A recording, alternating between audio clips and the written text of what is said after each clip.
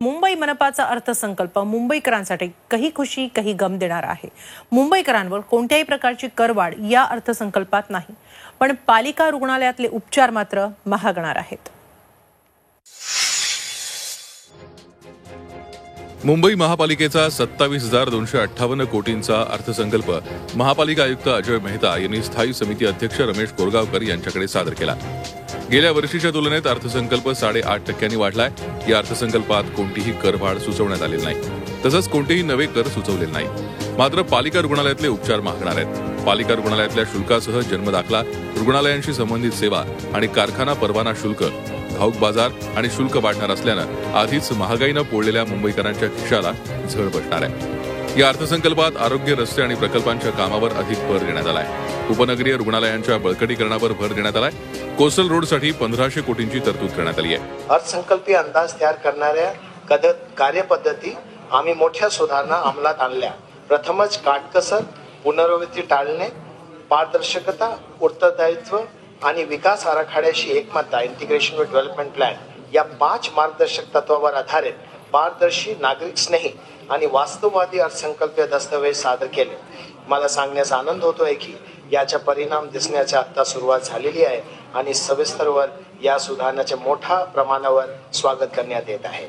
मुंबईकरांचा प्रवास सुसाट होण्यासाठी रस्त्याच्या कामावर अर्थसंकल्पात विशेष भर देण्यात आलाय। रस्ते कामासाठी अर्थसंकल्पात 2058 कोटींची तरतूद करण्यात आली आहे। सिमेंट रस्त्यासाठी 434 कोटी तर डांबरी रस्त्यांसाठी 590 कोटींची तरतूद करण्यात आली आहे। गोरेगाव मुलुंड जोड रस्त्यासाठी 100 कोटींची तरतूद करण्यात आली आहे। खड्डे बुजवण्यासाठी विशेष योजना तयार केली जाईल। तसंच पावसाळ्यात पाणी तुंबण्याच्या समस्येवरही महापालिका विशेष उपाययोजना करणार आहे। नवे पूल बांधण्यासाठी 467 कोटी रुपये मंजूर करण्यात आलेत। 1450 मॅनहोलवर जाळ्या बसवण्यासाठी 1.22 कोटी रुपये मंजूर करण्यात आलेत। बेस्टचा अर्थसंकल्प पालिकेच्या अर्थसंकल्पात विलीन करूनही बेस्टच्या तोंडाला पानं पुसण्यात आली आहेत। तोट्यातील बेस्टसाठी अर्थसंकल्पात ठोस आर्थिक तरतूद करण्यात आलेली नाही।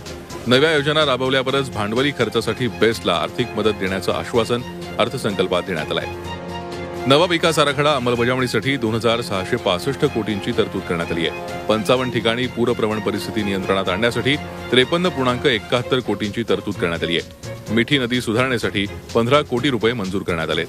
देवनार इथे डम्पिंग ग्राउंडवर कचऱ्यापासून ऊर्जा निर्मितीसाठी 110 कोटींची तरतूद करण्यात आली आहे। मुलुंड डम्पिंग ग्राउंड प्रक्रिया प्रकल्पासाठी 65 कोटींची तरतूद करण्यात आली आहे। उद्यान विभागासाठी 242 कोटींची तरतूद करण्यात आली आहे। मलनिस्सारण सुधारणांसाठी 119 कोटींची तरतूद करण्यात आली आहे। 1000 महिलांना सॅनिटरी पॅड बनवण्याचं प्रशिक्षण देण्यात येणार आहे। त्यासाठी यंत्रसामग्री आणि अर्थसहाय्य देण्यात येणार आहे। 35 शाळा सार्वजनिक आणि खासगी भागीदारीत चालवण्यात येणार आहेत। महापालिका शाळांच्या खासगीकरणाकडे उचललेलं हे पहिलंच पाऊल असल्याची टीका करण्यात येते। मात्र शिक्षण समितीच्या अध्यक्षा शुभदा गुडेकर यांनी हे आरोप फेटाळून लावलेत। खाजगीकरण नाही करणार होतो आम्ही। परत थोडंसं तुमच्या लक्षात आलेलं नाहीये की आम्ही CSRच्या शाळा सुद्धा चालू केलेल्या आहेत। त्या CSRच्या मार्फत सुद्धा आम्ही फक्त त्या CSR मार्फत शिक्षक त्यांचे घेतलेले आहेत। शाळा आम्हीच चालवतोय, फक्त CSRचा फंड त्यांचा वापरतो आणि शिक्षक त्यांचे आम्ही घेतोय। GST कर प्रणाली लागू झाल्यानंतरचा हा पहिलाच अर्थसंकल्प आहे। त्यामुळे उत्पन्न वाढीसाठी मेहतांच्या उपाययोजनांकडे मुंबईकरांचं लक्ष लागलंय। कृष्णात पाटील, झी मीडिया, मुंबई। झी 24 तास रहा एक पाऊल पुढे।